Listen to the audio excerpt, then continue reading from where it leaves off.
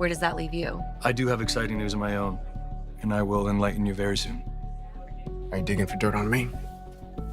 No. Did Kane put you up to this? Okay, what's it about? It's Audra. There's something that you need to know about the kind of person she really is. The opulent sitting room of the Newman Ranch was never truly still, never truly silent.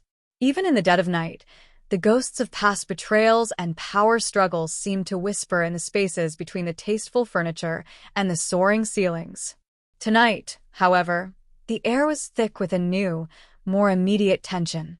Victor Newman, the indomitable patriarch, sat in his high-backed leather chair, a king upon a troubled throne. Opposite him, Nick Newman leaned forward, his posture rigid, his usually warm eyes clouded with a storm of confusion and dawning horror. "I just don't understand it, Dad," Nick said, his voice rough with a sleepless night. "The police have nothing. The security footage from the alley is corrupted. It's as if this monster who attacked Noah just vanished into thin air." Victor steepled his fingers, his gaze inscrutable. "Monsters rarely do, Nicholas. They leave traces. You just have to know where to look." "I've looked everywhere." Nick's fist came down softly on the arm of his chair. "I've called in every favor, leaned on every contact from my dark horse days. Nothing. It's like hitting a brick wall." "Perhaps you are looking in the wrong places," Victor suggested, his tone deceptively mild. "Or perhaps you are refusing to see what is right in front of you." The cryptic comment hung in the air, but Nick was too agitated to dissect it. He pushed himself up and began to pace, the plush Persian carpet swallowing the sound of his footsteps. "All I know is that my son is lying in a hospital bed, and the person who put him there is out there, laughing. And I'm going to find them." His phone, buzzing on the mahogany side table, was an unwelcome intrusion. He snatched it up, ready to dismiss whoever it was, until he saw the name on the screen: Michael Baldwin, his father's longtime attorney and a friend. "Michael," Nick answered, his tone clipped. "This isn't a good time." "Nick, listen to me." Michael's voice was uncharacteristically urgent, stripped of its usual lawyerly calm. "I need you to come down to the Genoa City Athletic Club. Now. Don't talk to anyone. Don't do anything. Just get here."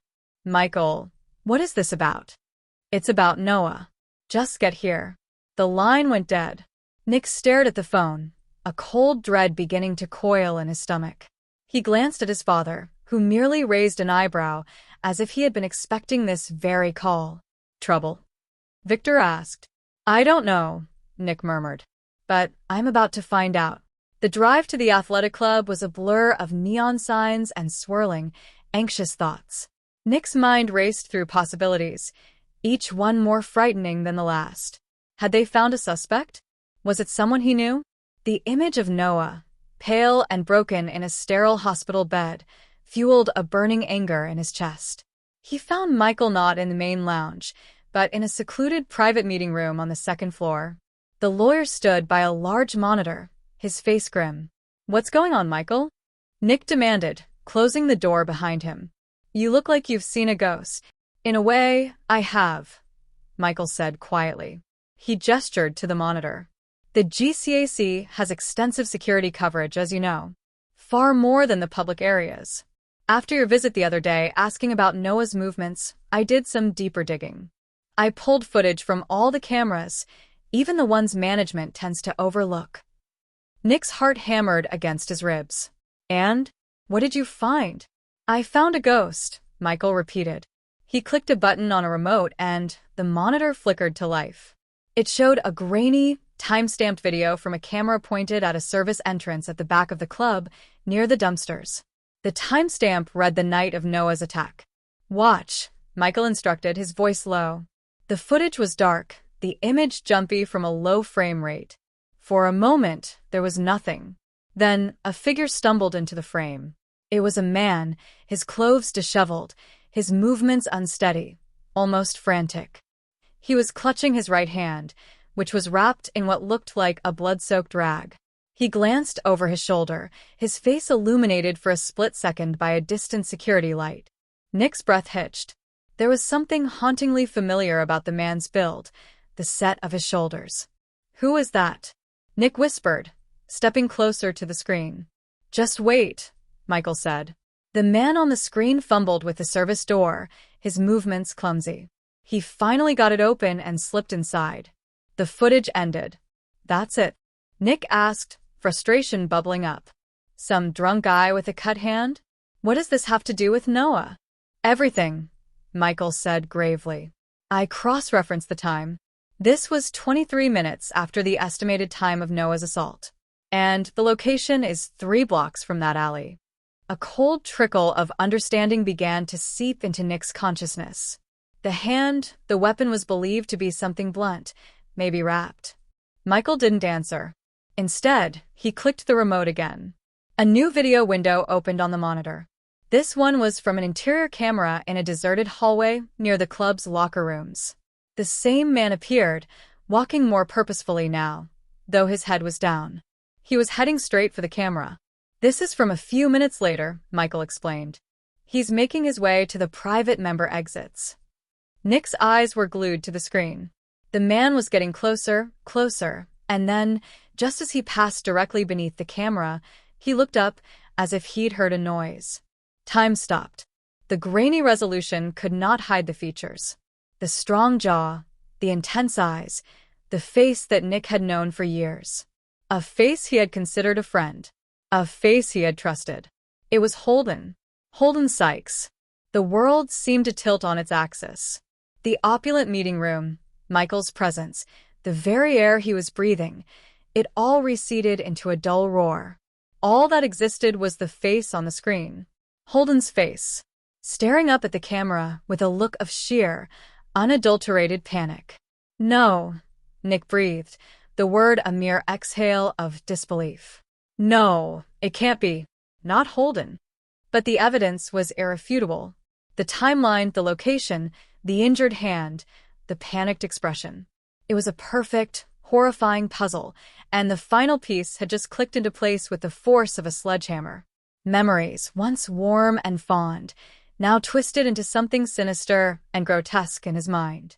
Holden comforting him at the hospital, his face a mask of sympathetic concern. "We'll find who did this, Nick." "I promise you." Holden offering to help, to use his own resources. Holden always being there, a steady, reliable presence in the chaotic aftermath of the attack. It was all a lie. A monstrous, calculated performance. A guttural, raw sound tore from Nick's throat, a hybrid of a sob and a roar of pure rage. "It's Holden." The name echoed in the quiet room, a verdict and a condemnation. He stumbled back from the monitor, his legs feeling like water.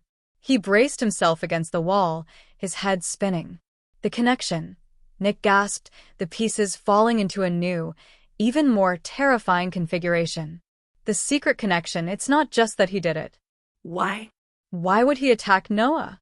His eyes, wide with horrified realization, met Michael's. Sally. It has to be about Sally. The truth unfolded in his mind with brutal, cinematic clarity. Holden's growing, obsessive infatuation with Sally Spectra. The way his eyes followed her. The proprietary way he spoke about her business, her life. Nick's own rekindled romance with Sally.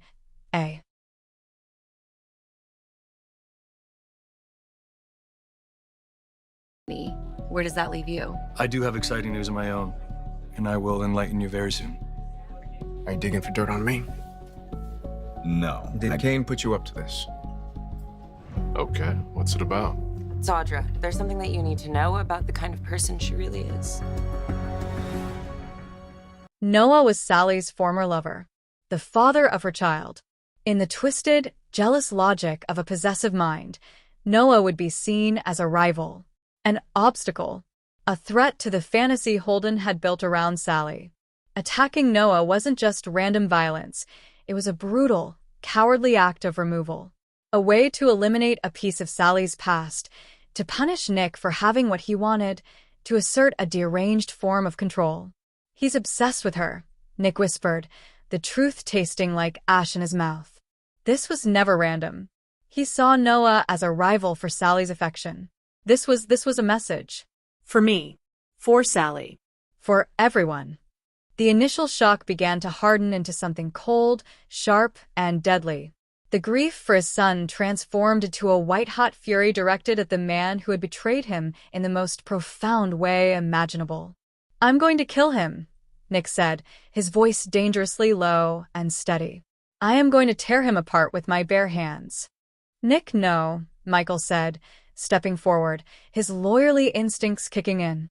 "That's exactly what you can't do. We have evidence now. We go to the police. We do this the right way." "The right way?" Nick laughed, a harsh, broken sound. "The right way? He put my son in the hospital, Michael. He pretended to be my friend. There is no right way for this." He pushed off from the wall, his body vibrating with unleashed adrenaline. The image of Holden's face was burned onto his retinas. The friendly smile now a grotesque sneer, the supportive words now venomous lies. "I need to see him," Nick snarled. "I need to look him in the eye and say his name. I need him to know that I know." "Nick, think about this," Michael pleaded, moving to block the door. Confronting him now, without the police, could ruin the case. He could run. "You could do something you'll regret." "The only thing I'd regret is letting him breathe free air for one more second," Nick shot back, his eyes blazing. He brushed past Michael, his purpose now a laser beam focused on a single, devastating point. He stormed out of the athletic club, the genteel atmosphere of the place a stark contrast to the tempest raging within him. He didn't know where Holden was, but he would tear the entire city apart to find him. His phone buzzed again. A text from Sally. "Thinking of you and Noah. Let me know if you need anything. Love you." The message, meant to be a comfort, was like a knife to the heart. Love. It was the catalyst for this entire nightmare. Holden's twisted version of it had driven him to near murder. Nick's fingers trembled as he typed a reply, the lie coming easily, fueled by a protective fury. "Thanks, sweetheart. Just following a lead with Michael. I'll call you soon. Love you too." He couldn't tell her. Not yet. The revelation would shatter her, and he needed to be the one to control the fallout. He needed to be the one to face the monster first. He slid into the driver's seat of his car, his knuckles white on the steering wheel. The city of Genoa City stretched out before him, its glittering lights masking 1,000 secrets. But he now held the darkest one of all. "It's Holden," he said again to his reflection in the rearview mirror, the words a sacred vow. The hunt was on. The friend was dead, replaced by the enemy. And Nick Newman, a father betrayed, was now the instrument of a vengeance that would shake the very foundations of Genoa City. The calm before the storm was over. The storm, in all its righteous, terrifying fury, had just begun. The young and the restless, YNR, spoilers hint that Victor Newman, Eric Braden, may go after fatal revenge and make sure a guilty character pays the ultimate price. Victor could retaliate in a big way against a new enemy, and hope an early grave is the result. If there's one thing fans know about Victor, it's that he doesn't play around when it comes to his family. Victor is quite protective of his children, and especially his grandchildren. If a character dares to hurt anyone with the name Newman, they tend to end up regretting it.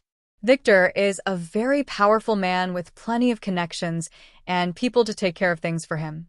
That's why Holden Novak, Nathan Owens, felt the need to warn Sienna Bacall, Tamara Braun, about the danger in YNR's October 23rd episode. Holden made it clear that the Newmans weren't to be messed with since their reach extends far beyond Genoa City. Noah Newman, Lucas Adams, is comatose in a hospital bed right now because someone apparently ran him off the road and into a ravine. Victor may make sure the person responsible pays for what happened to his beloved grandson. Sienna knows more than she's letting on, but she's not the guilty party here. In fact, Sienna was shocked and rattled when she got updates on the news of Noah's horrific ordeal. That said, Sienna's husband, Mitch Bacall, could easily be responsible. The show's really hyping up the mystery surrounding Mitch in anticipation for his on-screen debut. Since we know Roger Howarth's first appearance is just around the corner, it seems likely he'll be playing Mitch. When Howarth's casting was first announced, it was confirmed that he'd be joining the show for an important story arc. Although it's possible Howarth could stick around longer, it sounds like more of a temporary thing where he'll just be around for this Noah-related drama. If Howarth is portraying Mitch and the person behind Noah almost losing his life, then his run may end with Mitch's demise. Victor may not let Mitch get away with what happened to Noah, so that's something to keep in mind.